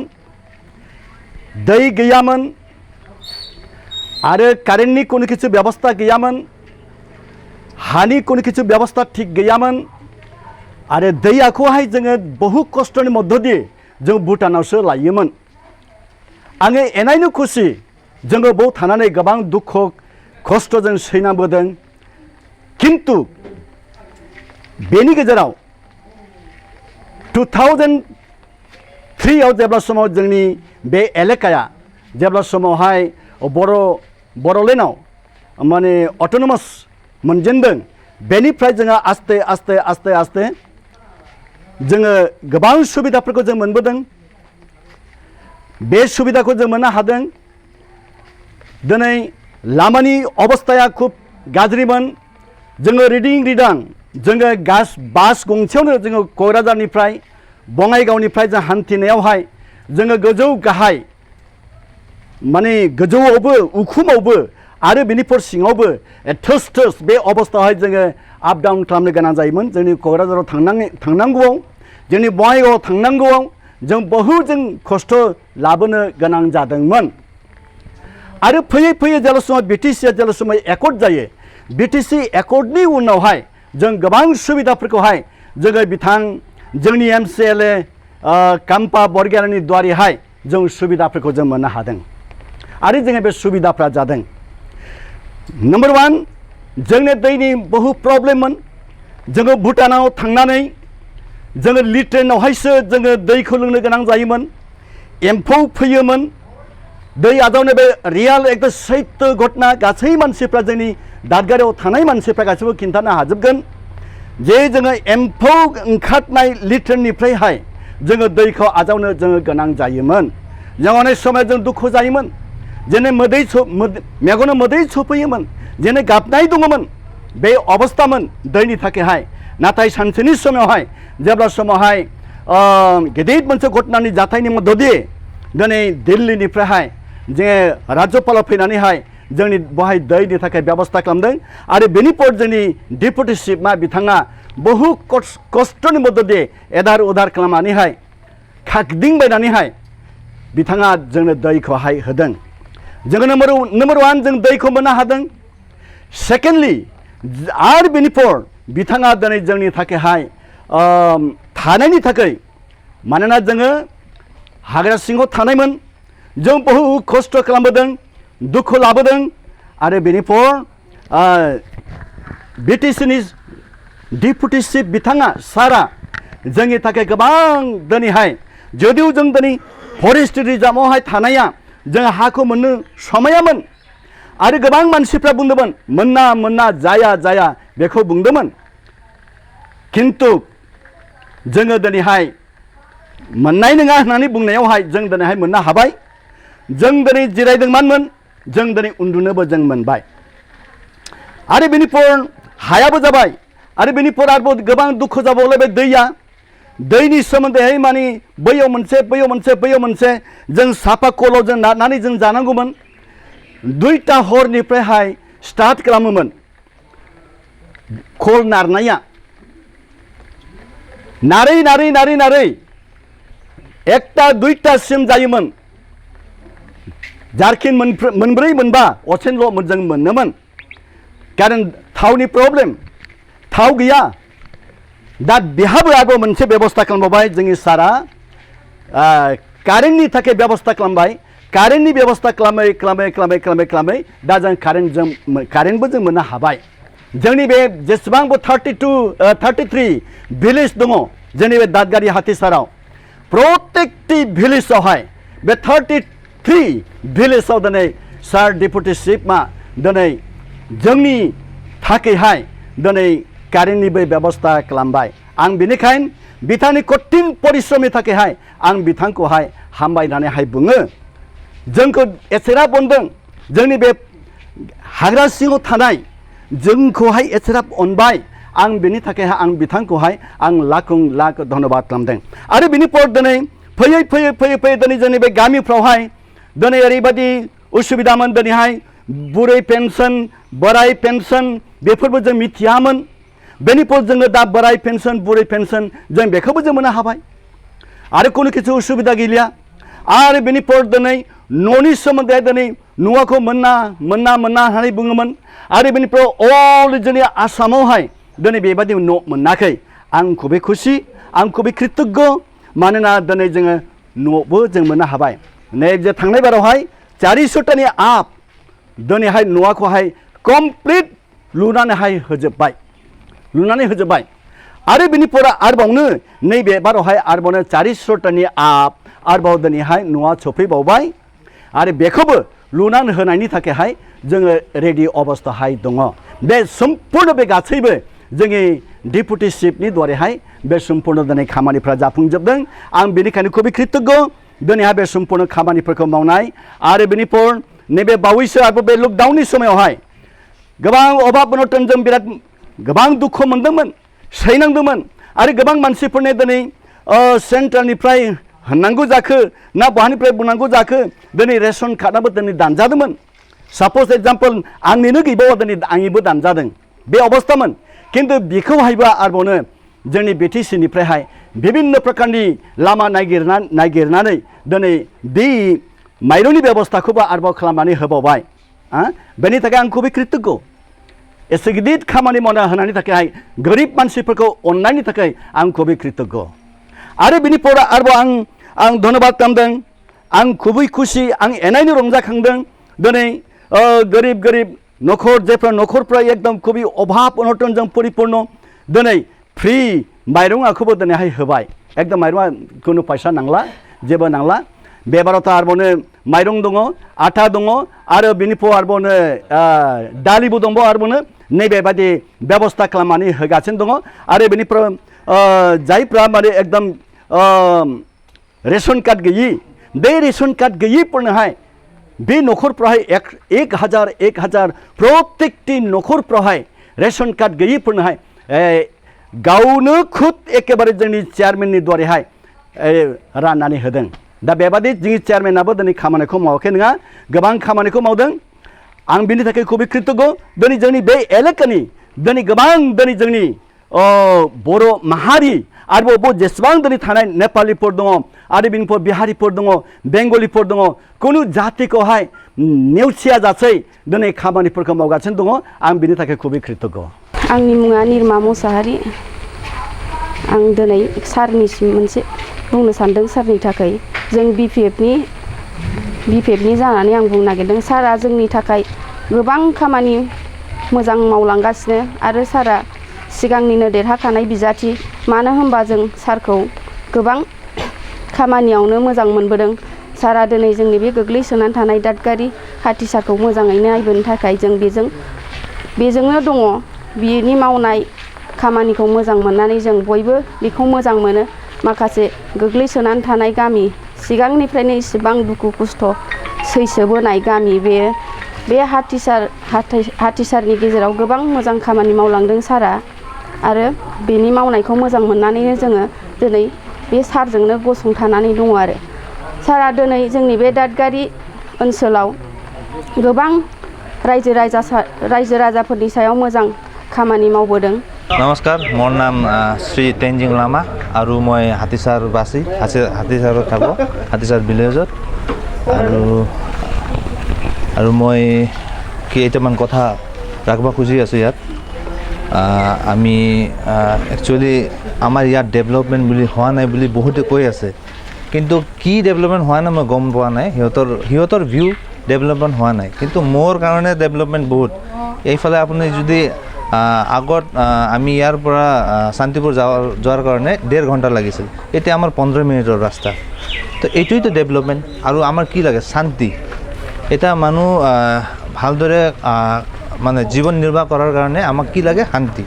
তো আমি এতিয়া শান্তিত আছো তো সেই কাৰণে আমি সাপোৰ্ট কৰে এনেও আমাৰ খাম্পা চৰক কিয়নো আমি 2003 ৰ পৰা খাম্পা চৰৰ লগতে আহিছো তো খাম্পা চৰে আমাৰ কাৰণে ডেভেলপমেন্ট প্লাস শান্তি কৰি আনিছে আমাৰ হাতীচাৰত সো আমি একদম গ্ৰেটফুল আমি সেই কাৰণে আমি যিমান দিন লৈকে আহো আমি বিপিএফৰ লগতে থাকিম আৰু কেইটামান কথা এডুকেশ্যন সিস্টেম আমাৰ ইয়াত কিছুমানে কৈ আছে একদম নাই কিন্তু ডেভেলপমেন্ট একচুয়ালি কিছুমানে কি কৈ আছে ডেভেলপমেন্ট হোৱা নাই বুলি মোৰ কাৰণে হিয়তে গম জানে না নাজানে ডেভেলপমেন্টৰ মিনিংটো কি ডেভেলপমেন্টটো কি বস্তু হিয়তে নাজানে মনত ডেভেলপমেন্টটো কি আমি দেখা মোৰ কাৰণে ৰাস্তা তাৰ পিছত আগত আমি যেতিয়া 2003 আগত কি আছিল 7 সপ্তাহত 4 দিন তো বন্ধই আছিল শান্তি নাছিল একটো কিডন্যাপিং এক্সটৰ্শন ডিমান্ড এইবিলাক আছিল তাৰ পিছত বিপিএফে যেতিয়া চৰকাৰ গঠন কৰিছে তাৰ পিছত এতিয়া শান্তিৰে আমি জীৱন নিৰ্বাহ কৰি আছো मेरा नाम शंभू सानी है हाथीसर में छोटा सा दुकान होटल खोल के बैठा हूँ जो हमारे खाम्बा सर ने इतने सालों से जो डेवलप किया है आज से 17 साल से बहुत अच्छा हुआ है और पहले तो यहाँ पे गाड़ी चलने में भी दिक्कत होता आदमी आता भी नहीं था बाहर से अभी जो बहुत डेवलप हुआ है और अगले बार भी हमारे खाम्बा सर ही आए और डेवलप करे धन्यवाद नमस्कार मोर नाम विजय हेम्ब्रम मैं देउख्री बाखिंदा एजन आदिवासी समाजर सदस्य हिसाबे आजिर दिनत जीतु इयात बकबास करि आसो टोटेल आमार এই দৌচি অঞ্চলটোৰ টোটেল 14টা পৰিয়াল আছে তাৰে ভিতৰত আমাৰ পপুলেশ্যন লগভগ 6,500 মান হ'ব তাৰ ভিতৰত আজি 2003 যিখিনি আমাৰ অসম চৰকাৰ আৰু কেন্দ্ৰীয় চৰকাৰ যিখিনি আমাৰ বেল্টি সিজফায়াৰ হল বা চুক্তি হল তাৰ পিছত আমাৰ 2005 পৰা যিখিনি আমাৰ বিপিএফ চৰকাৰ নেতৃত্বত আমাৰ এই অঞ্চলত প্ৰত্যেকটো চুক্তিয়ে কোণে বা ৰাস্তা ঘাটে সিহঁতে চাই আছে তো ইমান দিন ধৰি আমাৰ দোষী হিচাপে আমাৰ ৰাইজ আৰু আমাৰ মুৰব্বীকেইটা বা আমাৰ সদস্যকেইটা খুব সক্ৰিয়ভাৱে আমি বিপিএফত যোগদান কৰিছিলোঁ আৰু সহায় সহযোগ কৰি আগবঢ়াই আছোঁ তো মই আশা কৰোঁ এই বিলিও মানে এই বিটিচিৰ কাউন্সিল ইলেকশ্যনত আমাৰ দোষী হিচাপে বা আদিবাসী হিসাবে বা দেউচুলি অঞ্চল বসবাস জাতি জনগোষ্ঠী মিলি পেলাই এইবাৰ BPF চৰকাৰক ভোট দিম আৰু লগতে আমাৰ এই সমষ্টিৰ কেণ্ডিডেট সন্মানীয় আমাৰ খাম্পা ছাৰ ডাঙৰীয়া সেই ইমান দিন ধৰি 17 বছৰ ধৰি আমাৰ এৰিয়াত বহুত ধৰণৰ উন্নয়নমূলক কাম কৰি আগুৱাই লৈছে ৰাস্তাৰ পৰা আৰম্ভ কৰি ঘৰৰ পৰা খোৱা পানী আৰু ইত্যাদি লগতে যোৱা 8 মাৰ্চত আমাৰ দেউশ্ৰী অঞ্চলত আদিবাসী নেপালী সূত্ৰধৰ ৰাজবংশী বেংগলী বিহাৰীবিলাক মিলি পেলাই যিখিনি আমাৰ ইয়াত মাটিৰ কামখিনি আগুৱাই লৈ গৈছে আমাৰ এজন ইয়াৰে বাসিন্দা হিতেশ্বৰ ডাঙৰীয়াৰ নেতৃত্বত লগতে আমাৰ 6টা গ্ৰাম চহৰৰ আণ্ডাৰত যিখিনি কাম কৰি আগুৱাই লৈছে তাতে প্ৰত্যেকটো কামত সন্মান আমাৰ ডেপুটি ছাৰ তথা আমাৰ খাম্পাগুৰি ডাঙৰীয়া ছাৰক প্ৰত্যেকটো কামত সি আমাক সহযোগ দিছে আৰু সহযোগ আগবঢ়াই লৈ গৈছে আৰু যোৱা মাৰ্চ মাহত আমি দেউশ্ৰী হিচাপে য'ত সব জনগোষ্ঠী মিলি পেলাই টোটেল 250 মান ফেমিলি অলৰেডি আমি মাটি পট্টা পাবলৈ সক্ষম হৈছোঁ ফৰেষ্ট মাটিৰ পট্টা তো তাৰ পৰা আৰু গৌৰৱৰ কথা আৰু ক'বলগীয়া নাই তো এই সমস্যাখিনি পৰ্যায়ক্ৰমে আমাৰ সমস্যাখিনি সমাধান হ'বলৈ দেখিবলৈ পাইছোঁ আৰু যোৱা 19-20 যিখিনি PMY ঘৰ সেই টোটেল আমাৰ 277 আছিল অলৰেডি আমাৰ 150টা ঘৰটো কমপ্লিট হৈছে আৰু 127টা ঘৰটো আধৰুৱা হৈ আছে এইটো কমপ্লিট হৈ আছে তাৰে ভিতৰত 18-19ৰ যিখিনি PMY ঘৰ তাতে 82টা আছিল এইটো অলৰেডি কমপ্লিট হৈ গৈছে মই আশা কৰোঁ নেক্সট আমাৰ BPF চৰকাৰ আহিব আৰু আমাৰ সন্মানীয় কেণ্ডিডেট খাম্পা বৰুৱা ডাঙৰীয়া দেৱে একদম বিপুল ভোটত জিকিব এইটো 100% খাটাং মোৰ নাম দিলমন ছেত্ৰী মোৰ ঘৰ হৈছে দেউচি ফৰেষ্ট ভিলেজ মই দেউচিৰি এলেকাৰ মই সাধাৰণ ৰাইজ তো বৰ্তমান আমাৰ এই অঞ্চলত এটা লকডাউন তাৰ বাহিৰে কোড অফ কণ্ডাক্ট তাৰ বাহিৰে বানপানীৰ বিধ্বংসী পৰিণতি এইটোক লৈ পেলাই আমি বহুত চিন্তিত বহুত সমস্যা তো এই বানপানী এতিয়া মই কৈ আছোঁ বানপানীৰ সমস্যা লৈ পেলাই আমি বাৰে বাৰে চৰকাৰক আমি জনাই আছিলোঁ জনাৰ পাছত আমি এসপ্তাহ 10 দিনৰ আগতে আমি আমাৰ কৰ্তৃপক্ষসকলক আমি এই খবৰটো দিছিলোঁ যে ভূটান যোৱা ৰাস্তা আন্তঃৰাষ্ট্ৰীয় আন্তৰ্জাতিক মানে সংযোগ হোৱা যিটো ৰাস্তা আছে ভূটান যোৱা 127C নম্বৰ ৰাস্তা এই ৰাস্তাটো নিউজিলেণ্ড নদীৰ বানপানী দি মানে উটুৱাই লৈ যোৱাৰ সম্ভাৱনা হোৱাৰ পাছত আমি এইখিনি কৰ্তৃপক্ষসকলক জনোৱা হৈছিল যদিও এটা সাধাৰণভাৱে এটা প্ৰটেকশ্যন কৰা হৈছে তাতে টেম্পৰাৰী হিচাপে তো পাৰ্মানেণ্ট হিচাপে ইয়াতে সলিউশ্যন আজিলৈকে হোৱা নাই এইটো মানে এটা ডাঙৰ সমস্যা তো এইটো হ'ল বানপানীৰ আৰু লগতে আমাৰ এই অঞ্চলৰ 10-15 বছৰ আগৰ পৰা মাটি বাৰী গৰাখহনীয়া হৈ পেলাই বানপানী উঠাই লৈ গৈ আছে যদি আজিলৈকে এইটো সমস্যা সমাধান আমি পোৱা নাই এইটো হ'ল আৰু বৰ্তমান লকডাউনৰ সময়ত এতিয়া আমি বহুত সমস্যাত পৰি আছোঁ যে খোৱা পানীৰ ব্যৱস্থা আমি কৰিব পৰা নাই পানীৰো তেনেকুৱা সমস্যা আছিল তাৰ মুহূৰ্ততে আমি ৰাচিন পানীবিলাকৰ সমস্যা আছিল ৰাচিন পানীৰ ইমান সহজ সুবিধাবিলাক আমি পোৱা নাই আৰু তাৰ মাজতে আমি অলপ দিন আগতে আমি অলপখিনি এটা মিডিয়া আহিছিল মিডিয়াক আমি মেণ্টৰ দ্বাৰা আমাৰ গভৰ্ণৰ ছাৰকে আমি এটা কিবা অনুৰোধ কৰিছিল যে এই সময়ত গভৰ্ণৰ চৰকাৰ আছে বা গভৰ্ণৰ আছে যদি তেখেতে এই এলেকাত দুৰ্গম এলেকাত আহি পেলাই গৰাখহনীয়া বানপানী আৰু লকডাউনৰ সময়ত এইবিলাক কাম কৰা হাজিৰা কৰা লেবাৰবিলাক দুখীয়া ৰাইজসকলক যে কেনেকৈ চাব লাগিব কেনেকৈ সুবিধাবিলাক দিব লাগিব এইখিনি ব্ৰিটিছ চৰকাৰে যথেষ্ট হিচাপে চাই আহিছিল যদি এতিয়া বৰ্তমান এতিয়া গভৰ্ণৰ চৰকাৰ হোৱাৰ পাছত এইখিনি গোটেইখিনি বন্ধ আছে এতিয়া পাব্লিকবিলাক গোটেই তহছ নহছ আছে এতিয়া প্ৰায় এতিয়া এনেকুৱা অৱস্থা আমি পাইছোঁ চৰকাৰৰ পৰা আমি এনেকুৱা অৱস্থা বা এইটো শংকা কৰি আছোঁ যে এটা মহামাৰীৰ প্ৰভাৱত নহয় ভোকৰ প্ৰভাৱতে মানুহবিলাক মৰি যাব নেকি ইয়াতে তেনেকুৱা অৱস্থা সংকটত আছোঁ এতিয়া তো এইটো হ'ল তো আৰু ইয়াতে BTC ইলেকশ্যন তো কিবা কোড অফ কণ্ডাক্ট চলি আছে যদি BTC ইলেকশ্যনৰ বিষয়ে মই অলপখিনি ক'ব বিচাৰিছোঁ 2003 চনৰ পৰা যিটো BLTA চুক্তি কৰি স্বাক্ষৰ কৰি গোটেইখিনি BTC অঞ্চলৰ সংগঠনবিলাক জাতি ধৰ্ম নিৰ্বিশেষে সকলো সংগঠনক সামৰি লৈ পেলাই চুক্তি স্বাক্ষৰ কৰি পেলাই সকলোকে ৰাখি মৰ্যাদা দি পেলাই এইটো সুকীয়াকৈ মানে এটা BTC চৰকাৰ আজিলৈকে চলাই লৈ গৈ আছিল যদিও আমি এই সময়তে আমাক শান্তি মাত্ৰ অকল শান্তি লাগে বুলি তেতিয়া আমি হুংকাৰ দিছিলোঁ আমাক শান্তি লাগে আমাৰ শান্তিৰ বাহিৰে আমাক একো নালাগে বুলি কিন্তু আমি যেতিয়া BTC চৰকাৰ হ'ল BTC চৰকাৰ হোৱাৰ পাছত আমি শান্তি যথেষ্ট হিচাপে আমি আগবাঢ়ি শান্তি হৈ পেলাই যথেষ্ট হিচাপে আমি আগবাঢ়ি আহি আছোঁ শান্তিৰ লগে লগে ঐক্য আৰু উন্নতি আমি যথেষ্ট হিচাপে আমি পাই আছোঁ এইটো যিবিলাক বিৰোধী দলবিলাক আছে সিহঁতে চকু মুদি চায় তাৰ কাৰণে এইটো উন্নতি হোৱা নাই বুলি ক'ব পাৰে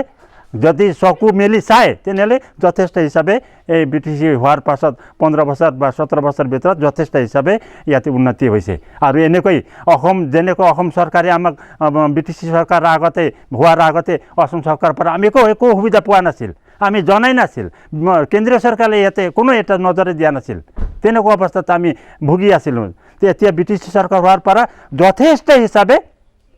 সুবিধাবিলাক সুযোগবিলাক সকলো ঘৰে ঘৰে গাঁৱে গাঁৱে ৰাজনীতি আছে আৰু সকলোৱে মানে গোটেইখিনি নিজৰ সমস্যাবিলাক ক'ব পাৰে এইখিনি আমি আমাৰ প্ৰাৰ্থী হিচাপে যিটো ডিপুটি ছাৰ আছে তেখেতৰ বহুত ভাল এটা পাৰফৰ্মেঞ্চ আছে যদি ইয়াতে কিবা অসুবিধা হয় লগে লগে দৌৰি আহে তেখেতৰ যথেষ্ট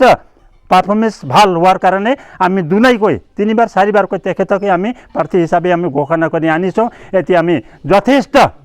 100% ক'ব বিচাৰিছোঁ মই 100% নহয় যাতে ক'ব বিচাৰিছোঁ যে 100% ভোট দি তেখেতক বিপুল ভোটেদি জয় কৰি আমি আগন্তুক দিনত আকৌ BTC চৰকাৰ নেতৃত্বাধীন কৰিবৰ কাৰণে তেখেতকে প্ৰাৰ্থী হিচাপে আমি ঘোষণা কৰি তেখেত জয়যুক্ত বিপুল ভোটেৰে জয়যুক্ত কৰিম বুলি আশা ৰাখি তেখেতক আকৌ দুনাইকৈ আমি তেনেকৈ এটা গাঁও হিচাপে আমি এইটো এটা চিন্তা চৰ্চা কৰি আছোঁ মোৰ নাম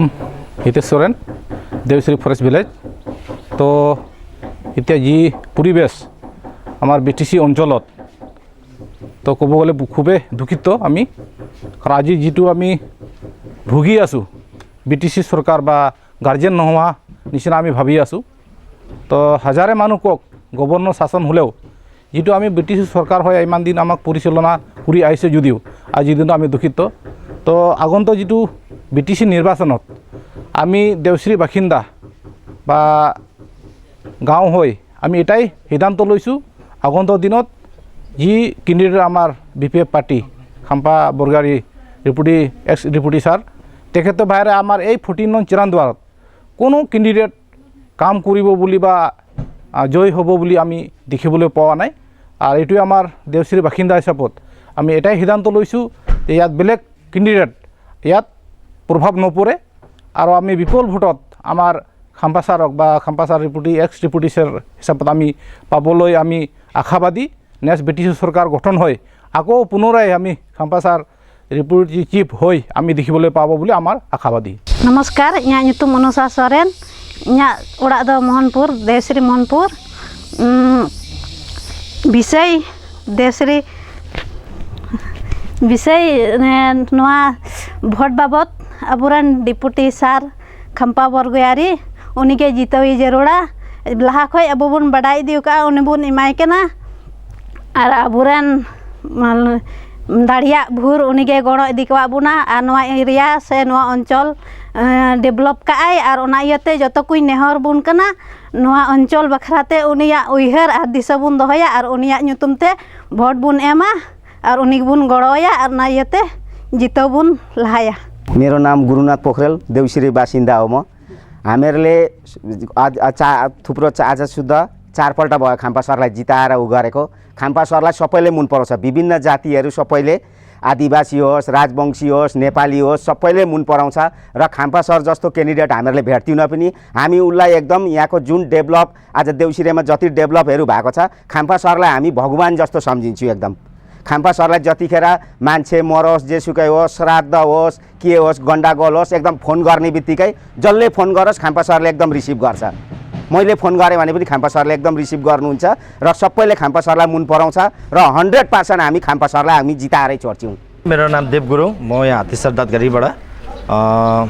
अहिले हाम्रो यहाँ समस्या यस्तो प्रब्लम भएको थियो, पहिला यो यति डर लाग्दो थियो। अब यहाँ पानी थिएन, बाटो थिएन। अब जब 2013 मा BTC गभर्मेन्ट आयो, त्यहाँ आएकोदेखिको हाम्रो पानी बाटो यो जति प्रब्लम थियो सबै हाम्रो यति अब प्रब्लम हाम्रो सल्भ गर्दै BPF सरकारले, जब BPF सरकार आउँदाखेरि हाम्रो पानी सबै डाङडुङ सल्भ गरिदियो। अब यहाँनिर हाम्रो देउसुरेतिर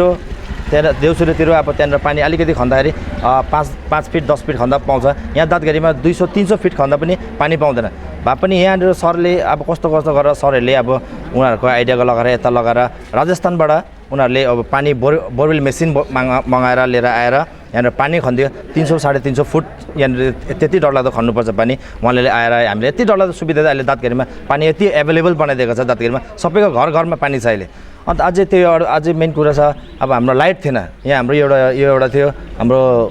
फरेस्ट भिलेज। यहाँ फरेस्ट भिलेजमा लाइटहरू अब इलेक्ट्रिसिटीहरू हाम्रो पुरा प्रब्लम थियो।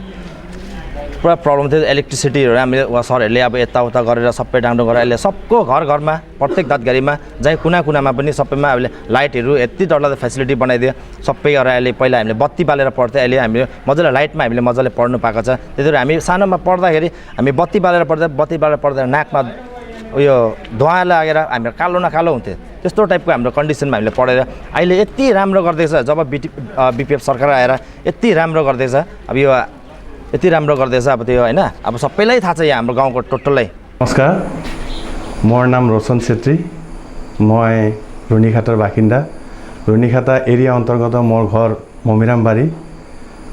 बाकी आमार 17 बছर जोन आमार खाम्फा बरगोहाई सार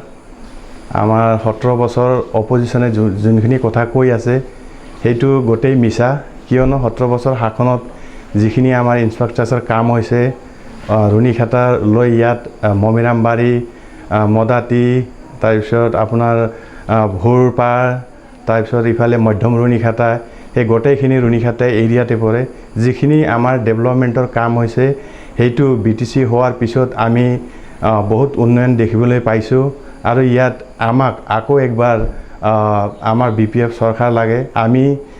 শ্ৰীযুত খাম্ফা বৰগোহাঞিকে আমি ভোট দি জিকাম বুলি আমি रुनीखाटा বাকী হৈ গোটেই গোৰ্খা সম্প্ৰদায়ক মই মোৰ তৰফৰ পৰা অনুৰোধ কৰিছোঁ আৰু মই নিজেও খাম্ফা বৰগোহাঞিক ভোট দি জিকাম বুলি মই আশা ৰাখি এই চৰকাৰৰ লগত আমি সদায় মিলিত থাকিম। আৰু এইখিনি চৰকাৰে আমাক যথেষ্ট আকাৰে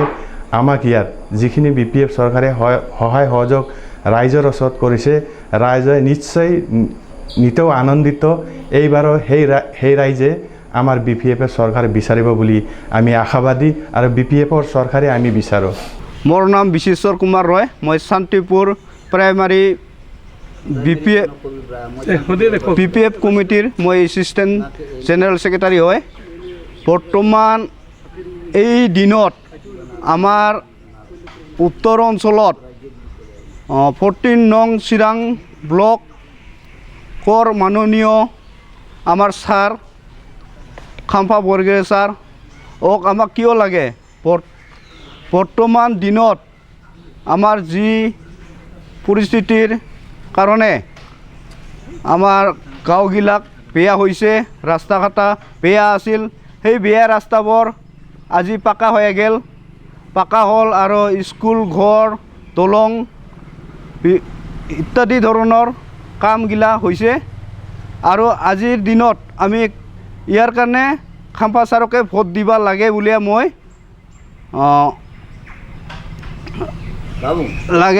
ভাবোঁ আগে। আৰু বৰ্তমান আমাৰ খাম্ফা ছাৰক 100% ৰাজবংশীয়ে ভোট দিব বুলি মই আশাবাদী আৰু ভোট দিবই। আৰু আমাক লাগে খালি Khampa sir, Khampa Borgohain sir, BPF চৰকাৰ। নমস্কাৰ, মোৰ নাম দামোদৰ দাহাল, মই শান্তিপুৰৰ এজন ভোটাৰৰ। এইবাৰৰ ভোটৰ পৰিপ্ৰেক্ষিতত মই ক'ব বিচাৰিছোঁ যে কিয় কাৰণে BPFক ভোট দিব লাগে। মই এজন BPF ফলীয়া মানুহ, কাৰণ BTC হোৱাৰ আগত, BAC হোৱাৰ আগত এই অঞ্চলত যি জৰাজীৰ্ণ অৱস্থা আছিল, এইটোলৈ চাই আৰু তাৰ এতিয়া এই 15-17 বছৰৰ পৰিৱৰ্তনৰ পৰিপ্ৰেক্ষিতত যিটো ডেভেলপমেণ্ট হৈছে, ফাৰ্ষ্ট কথাটো হ'ল কমিউনেল হাৰমনি আমাৰ মাজত আমি বিভিন্ন জাতি জনগোষ্ঠী ইয়াত আদিবাসী বড়ো ৰাজবংশী তাৰপিছত সূত্ৰধৰ ৰাভা নেপালী গোৰ্খা চব আছোঁ আমাৰ কমিউনেল হাৰমনি ইয়াত খুব ভাল মতে কমিউনেল হাৰমনি আছে কাৰো কি নাই চব আমি মিলি আছোঁ আৰু নেক্সট হ'ল শান্তি এই BPF চৰকাৰ অহাৰ পিছত ইয়াত আমাৰ সম্পূৰ্ণ শান্তি আহিছে আমি শান্তিৰে বসবাস কৰি আছোঁ ইয়াত তাৰপিছত আহিল ডেভেলপমেণ্টৰ কথা ক'বলৈ গ'লে এই আমাৰ এই অঞ্চলৰ চিমলা বাগান ক'ব যাওক চিমলা বাগান যাব লাগিলে যেতিয়া আমি আগত স্কুলত পঢ়িছোঁ যাব লাগিলে হয় আমি হাফ পেণ্ট পিন্ধি গামোচা পিন্ধিহে পাৰ হৈছিলোঁ আমাৰ কেইজনমান শিক্ষক আছিল ৰবিলোচন বসুমতাৰী তেনেকুৱা বহুত শিক্ষক বন্ধুৰাম কছাৰী ঢুকাল তেখেতসকলে কেতিয়াও পেণ্ট পিন্ধি আৰু এইবিলাক আহিব পৰা নাই গামোচা পিন্ধিহে আহিব লাগিছিল এই ৰাস্তা পাকা হৈ পেলাই একদম খুংৰিং পৰ্যন্ত ওলাইছে যে প্ৰত্যেক ৰাস্তাত কোনাই কোনাই গৈ পেলাই পাকা হৈছে আলাকতৰা দি ৰাস্তা এইটো ডেভেলপমেণ্ট হৈ গৈছে তাৰপৰা ব্লক দি পেলাই ৰাস্তা হৈছে কমিউনেল হাৰমনি হৈছে আজিকালি সৰু সুৰা ইয়াত অলপ জটিল ৰোগ হ'লেও BPFৰ তৰফৰ পৰা আমাৰ ডিপুটি চিফ আহি পেলাই নহ'লে পাৰ্টিৰ তৰফৰ পৰা তেখেতক এই বেমাৰীজনক হেল্প কৰা হয় তেখেতসকলে ট্ৰিটমেণ্ট প্ৰপাৰলি পায় তেনেকৈ ইয়াত প্ৰত্যেক বস্তুত আমাৰ ডেভেলপমেণ্ট হৈছে মেডিকেলৰ পৰা লৈ সম্পূৰ্ণ স্কুল কলেজ ডেভেলপমেণ্ট বাউণ্ডাৰী ৰাস্তা ঘাট কোনো নাই গতিকে মই নিজৰ মতো আমি BPFক দিব লাগে ৰাজ্যসকলক মই আমি অনুৰোধ জনাওঁ ডিপুটি চিফে জিকিবই আগৰ পৰা জিকিছে গতিকে এইবাৰো বিপুল ভোটত এনেই জিকিব তথাপিও আমি বিপুল ভোটত তেখেতক জিকাই দিব লাগে গতিকে ৰাইজক মই অনুৰোধ কৰিব বিচাৰিছোঁ যে এইবাৰ আমি পেলাই আৰু বিপুল ভোটত BTCত ৰেকৰ্ড ভোটত আমাৰ ডিপুটি চিফ খাম্পা বৰুৱাৰীক জিকাব লাগে বুলি মই राइजों को अनुरोध जनालो मोर नाम दिलीराम थापा मेरो नाम चाहिँ दिलीराम थापा हो म 2 नङ मैनागुडी गाउँको मान्छे हो र आज डेभलपमेन्ट भएन भनेर भन्छन् खाम्पा सरलाई दोष लगाउँदैछन् डेभलपमेन्ट किन भएन हामीहरूलाई पहिला कति असुविधा थियो हाम्रो यहाँ एरिया बाटो नराम्रो थियो यहाँ मेरो गाउँ मैनागुडी जानको लागि यति गहिरो खाल्डाबाट जानु पर्थ्यो आज CC ब्लक भयो यहाँ ब्रिज बनाइदिनु भयो खाम्पा सरले अब हामीहरूलाई चाहिँ यो भोटमा हामीहरू खाम्पा सरै चाहिन्छ हामीहरू खाम्पा सरलाई जिताउने जय BPF भन्दै हामीहरू BPFलाई भोट हाल्ने यति भन्दै मेरो वक्तव्य यही सक्छु to all BPF workers I am Sudha Katwal from Hathisar मेरो नाम सुधा कटवाल हो हाथीसारबाट यहाँ we are all here BPF workers we are women wings so first of all म यही भन्नु चाहन्छु कि आज हामी BPF हामीले जहिलेदेखि 17 इयर्सदेखि नै हामीलाई जुन डेभलपमेन्ट लिएर आउनु भएको छ BPF government Khampa sir our deputy chief we are very happy with him हामी त बहुतै अत्यन्तै खुसी छौँ उबाट डेभलपमेन्ट यति साह्रो ल्याउनु भएको छ कि मतलब road water supply electricity before 17 years before हाम्रो यो यहाँ जग्गामा we were depending on Bhutan for the supply of water it was very difficult for us to bring water from there from Bhutan so हामीले यति साह्रो कष्ट गरे कि हामी भुटानमा डिपेन्ड गर्नु पर्थ्यो पानीको लागि तर जहिलेदेखि खाम्पा सरले हाम्रो यहाँ आउनुभयो र हाम्रो प्रब्लम्सहरू देख्नुभयो र उनले सरले हामीहरूको यहाँ वाटर सप्लाई